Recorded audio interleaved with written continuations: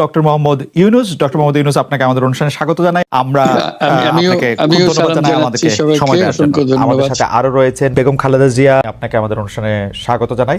আপনি আমাদের সময় দিয়েছেন, সেজন্য আমাদের কৃতজ্ঞতা জানাবেন। আমরা আসলে অনেকগুলি প্রশ্ন আপনাদের দুজনকেই করতে হবে, সেজন্য আমরা একটু আপনার থেকে একটু টু দা পয়েন্ট এবং যদি কুইক একটু বলেন তাহলে আমাদের জন্য একটু সুবিধা হয়। আপনি গণতন্ত্রের পক্ষে লড়াইয়ে সামিল হতে বলছেন, প্রশ্ন কেউ কেউ করছেন, প্রশ্ন উঠছে, আপনি কি এইসব মামলা মোকদ্দমা থেকে মুক্তি পেতে ডক্টর মোহাম্মদ ইউনূস সরকারেরই পরিবর্তন চাইছেন? বিসমিল্লাহির রহমানির রহিম। আসসালামু আলাইকুম। দীর্ঘদিন অসুস্থ থাকার পর আপনাদের সামনে কথা বলতে পারার জন্য আল্লাহর কাছে শুকরিয়া আদায় করছি। আমার কারাবন্দী অবস্থায় আপনারা আমার কারামুক্তি ও রোগ মুক্তির জন্য সংগ্রাম করেছেন, দোয়া করেছেন, সেজন্য আমি আপনাদের সকলকে ধন্যবাদ জানাচ্ছি। দীর্ঘ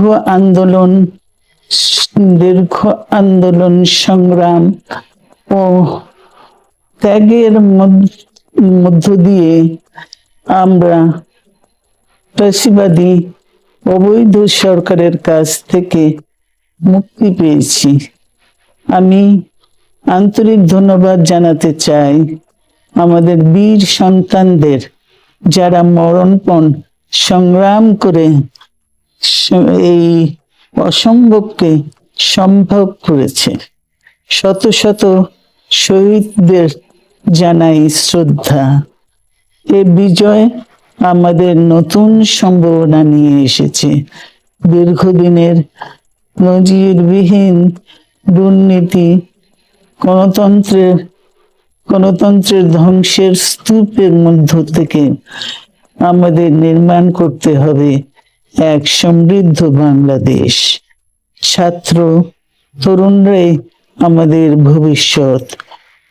তরুণরা এই যে স্বপ্ন নিয়ে বুকের রক্ত ঢেলে দিয়েছে, সেই স্বপ্ন বাস্তবায়নে করতে মেধা, যোগ্যতা, জ্ঞান ভিত্তিক গণতান্ত্রিক বাংলাদেশ গড়ে তুলতে হবে।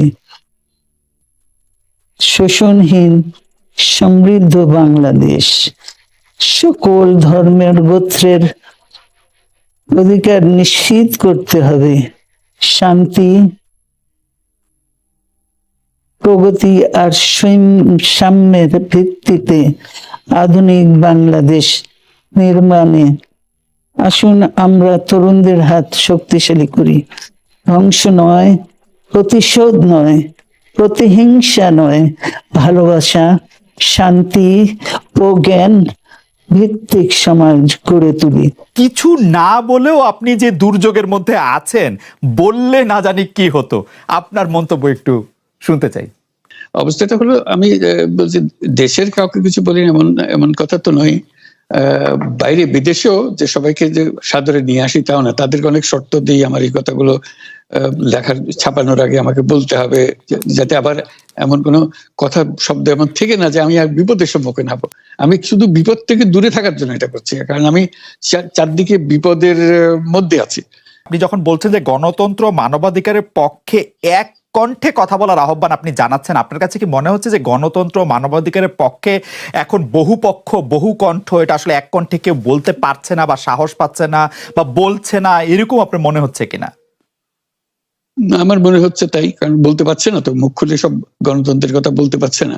কাজে সেটা বলা, এক বাক্যে বলা, পরিষ্কার কণ্ঠে বলা, এটা আমাদের সবার দায়িত্ব, তো জাতীয় দায়িত্ব এটা, যে না হলে গণতন্ত্র বলে কিছু থাকবে না আমাদের জন্য।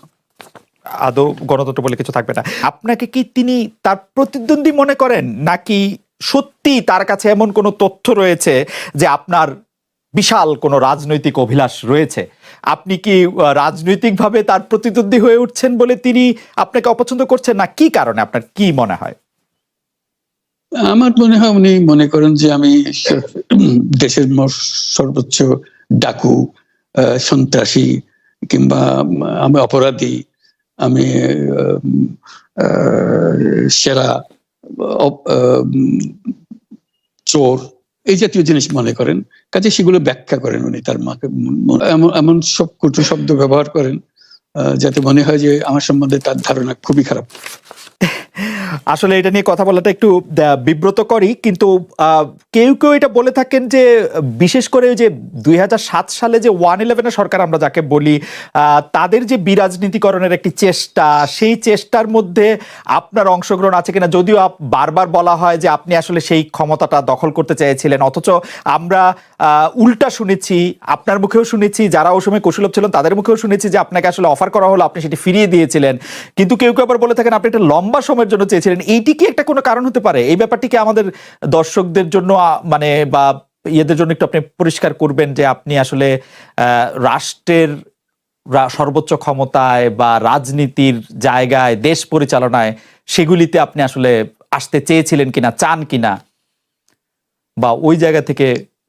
যদি চাইতাম খালেদ, যদি চাইতাম, তখন যখন মিলিটারি আমার বাসায় এসে বসে রইল সারা রাত আমাকে রাজি করানোর জন্য, আমি তো লুফে নিতাম। রাজি করানোর জন্য বসে থাকতে হবে কেন?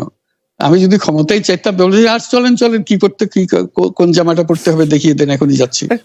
আমি তো সেটা করিনি, তাদের সঙ্গে তর্ক করেছি, সারা রাত ধরে তর্ক করেছে যে না ভাই আমাকে দিয়েন না, আমি এই কাজের উপযুক্ত না, আপনারা অন্য লোক খোঁজেন।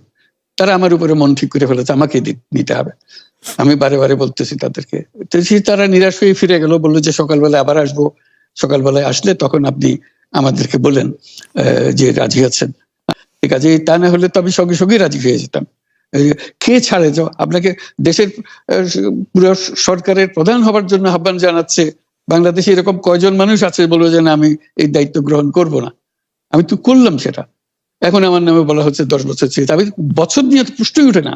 তারপরে এরপরে তো কয় বছর কয় কাণ্ড, আমি 10 বছর দিয়ে কি করবোটা কি? আমি 10 বছর দিয়ে, আমি তো বলছি আমি এই কাজের জন্য নই। দেশে আমার দেশ পরিচালনা করা আমার দায়িত্ব না, আমার কাজ না, আমি জানি না এটা কিভাবে করতে হয়, আমি যেটা জানি সেটা করি। আপনার হাত দিয়ে যখন গ্রামীণ টেলিকমের প্রতিষ্ঠা হয়, তখন এর আয় থেকে আপনি গ্রামীণ ব্যাংকের সদস্যদের জন্য ব্যয় করার কথা বলেছিলেন বা ভেবেছিলেন। আপনি গ্রামীণ ব্যাংক থেকে চলে আসার সময় বা ওই আগে পরে আমরা দেখেছি যে সে আর্টিকেল অফ অ্যাসোসিয়েশনটা আসলে ওই একই রকম নাই, বদলানো হয়েছে। তো গ্রামীণ ব্যাংকের বা গ্রামীণ টেলিকমের এই বেনিফিশিয়ারি থেকে গ্রামীণ ব্যাংকের সদস্যদের আসলে বাদ কেন দেওয়া হয়েছে? মানে এইটার পিছনে কারণ কি? এখন গ্রামীণ টেলিকমের যে লভ্যাংশ তা কোন খাতে আসলে ব্যয় করা হয়, বা মানে যে আয়টা, মুনাফা, সেটি আসলে কিভাবে ব্যয় করা হয়? গ্রামীণ টেলিকম একটা স্বতন্ত্র প্রতিষ্ঠান। এটা কোম্পানিজ আইনের 28 সেকশন 28 দ্বারা সৃষ্ট। তার অর্থ হলো যে এটাকে আইনের ভাষায় বলে non dividend company, guaranteed by limited by guarantee. কাজেই এটার কোনো মালিক নাই। কাজেই মালিক যেহেতু নাই, এটা তার নিজের নিয়মে যারা গ্যারান্টি দিয়েছে, যারা গ্যারান্টির পরিমাণও খুব সীমিত, লিমিটেড বাই গ্যারান্টি, এটা 1000 টাকা। মানে যদি যত তোলপাড় হয়েও যায় কোম্পানিতে, বহু পাওনা থেকেও যায় লোকজনের, যারা এটার পরিচালনা পরিষদে আছে তাদের দায়িত্ব হবে 1000 টাকা পর্যন্ত, এর দায়ী থাকবে 1000 টাকা পর্যন্ত, এর বেশি তার দায়িত্ব থাকবে না। কাজে এত সহজ সরল একটা জিনিস। তো সেটাই হলো গ্রামীণ টেলিকম। গ্রামীণ টেলিকম তখন একবার বলেছিল যে তাদেরকে কিছু কিছু সহায়তা দেবে এটা উপায় অর্জনের কাছ থেকে। এটা তাদের নিজস্ব সিদ্ধান্ত, এটা কারো চাপারও সিদ্ধান্ত না। যে সিদ্ধান্ত, সেই সিদ্ধান্ত অনুসারে সেই সমস্ত যে পরিমাণ টাকা তারা বলেছিল দেবে, এখানে দিয়ে যাচ্ছে। এই পর্যন্ত 500 কোটি টাকার উপরে দেওয়া হয়েছে এই সাহায্য সহায়তা থেকে। কাজে ওইটা যে আমরা বা গ্রামীণ টেলিকম এটার থেকে পৃথক হয়ে গেছে, তার যে কথা দিয়েছিল, কথা পুরো, এটা একটা কথা দিয়েছিল, এটা পূরণ করছে না, এটা আইনগত কোনো বিষয় যে আইনে বাধ্য হতে আপনি দিতে বাধ্য হবেন, এরকম কিছু ছিল না। কাজে এই ধরনের বিষয়টা এই টেলিকমের বিষয়ে বলা। গ্রামীণ ব্যাংকের আপনি যখন মানে গ্রামীণ টেলিকমটা আপনি প্রতিষ্ঠা করেন, সেই সময়ে গ্রামীণ টেলিকমের সাথে গ্রামীণ ব্যাংকের সম্পর্কের যে বিধিমালা, সেই বিধি কি আপনি যখন চলে এসেছেন গ্রামীণ ব্যাংক থেকে সেটি পরিবর্তন করা হয়েছিল? তো সেই পরিবর্তনটি মানে পরিবর্তনটির জায়গাটা যদি আমাদের একটু পরিষ্কার করতেন। পরিবর্তন ছিল যে আগে এটা নমিনেট করতে পারতো গ্রামীণ ব্যাংক, চেয়ারম্যান পদের জন্য একজন লোক নমিনেট করতে পারতো। আমরা যেহেতু গ্রামীণ ব্যাংক থেকে আমাদেরকে সরিয়ে দেওয়া হয়েছে, তখন আমরা মনে করলাম যে এটা রাখার আর দরকার নাই। গ্রামীণ টেলিকম থেকে সেই পদটা আমরা পরিষ্কার করে দিয়েছি যে এখন এটা দরকার নাই।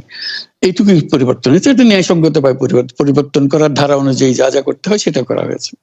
এতে তার ইচ্ছা বা তার কর্তব্য, তার করণীয় যে অবজেক্টিভস আছে, কোথাও পরিবর্তন হয় নাই। এই ক্ষেত্রে আমাদের এই বিষয়ে আর কি এইটাই আমাদের আরেকটা প্রশ্ন, সেটা হচ্ছে যে গ্রামীণ টেলিকম কি গ্রামীণ ফোন থেকে প্রায় 37% লভ্যাংশ পায়, যে এবং যদি পায় 34% লভ্যাংশ পায়, সেই 34% লভ্যাংশের যে টাকাটা, সেই টাকাটা কোথায় বা কি উদ্দেশ্যে ব্যয় করা হয়? সেই সামাজিক ব্যবসায়, যেটি আসলে আপনার প্যাটেন্ট করা সোশ্যাল বিজনেস, সেটির কাঠামোটা আসলে কি বা সেটি কিভাবে আপনি করেন? সামাজিক ব্যবসা হলো এমন একটা নতুন ধরনের ব্যবসার চিন্তা, যেটা আমরা প্রমোট করছি, আমরা নিজেরা প্র্যাকটিস করছি। যেটা ব্যবসা মানে হলো মুনাফা করা, ব্যক্তিগত মুনাফা করা, এবং তার লক্ষ্য হলো সর্বোচ্চ মুনাফা করা। এটি হলো ইকোনমিক্স এর নিয়ম, যে সর্বোচ্চ মুনাফা যদি করি সবকিছু ঠিকঠাক মতো চলবে।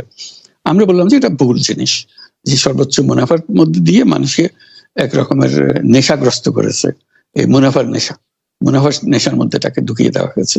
এই মানুষকে এই মুনাফার নেশাগ্রস্ত মানুষ হিসেবে এটা আমরা কল্পনা করতে পারি না। আমরা বলছি যে এটা মুনাফা সে করবে, সর্বোচ্চ মুনাফা করবে, কিন্তু অন্য ধরনের ব্যবসা আছে। ব্যবসা এখন শুধু এক প্রকারের ব্যবসা আছে, যে ব্যবসাতে শুধু মুনাফা সর্বোচ্চকরণ, এটাই হলো নির্দিষ্ট নিয়ম।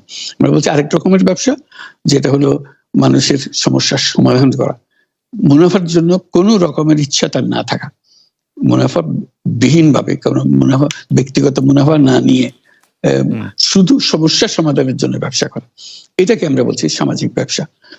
এই অর্থ দিয়ে আমরা সামাজিক ব্যবসাগুলো প্রতিষ্ঠা করছি, একটার পর একটা সামাজিক ব্যবসা প্রতিষ্ঠা করছি, যে কারণে আমরা এটার মধ্যে শরিক হয়েছিলাম। যে আমরা পুরো গ্রামীণ ফোনকেই সামাজিক ব্যবসা করার চেষ্টা করেছিলাম, সেটা টেলিনরকে আমরা রাজি করাতে পারিনি। কাজে টেলিনর বলছে যে না, আমরা ব্যবসা করব। কাজে আমরা ওটা না পেরে শুধু গ্রামীণ টেলিকমকে আমরা সামাজিক ব্যবসা হিসেবে রেখেছি। এর থেকে যে মুনাফা হয়, মুনাফার সমস্ত টাকা বিভিন্ন সামাজিক ব্যবসা সৃষ্টির কাজে ব্যবহৃত, এখনো তাই হচ্ছে।